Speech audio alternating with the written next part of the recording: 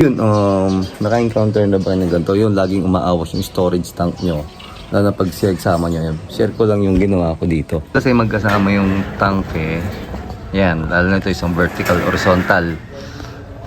Hindi yan advisable na pagsamahin na hindi tama yung piping. Kasi mangyari sa kanya, makita nyo yung naka-horizontal yan. Mag-overflow yan. Kasi ang tubig, lagi yung level or lagi magkapantay. Ngayon, syempre, pag napuno na to, yung tubig niyan, bababa dito para nakalibel doon. Kaya itong tendency niyan, itong naka-horizontal type na tanke is mag-overflow or umawas. Gagawin nyo sa piping yan para lagi naka-open. Kasi pagka wala nito, o-overflow yan. Yan, nagiging check valve dito para ma-avoid yung backflow na galing doon.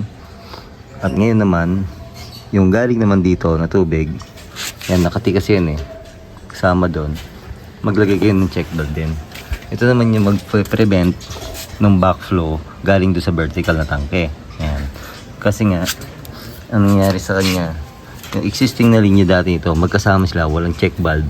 Ang ginagawa ni owner, kapag naka-open to, kailangan naka-close yun, yung gate valve na yon.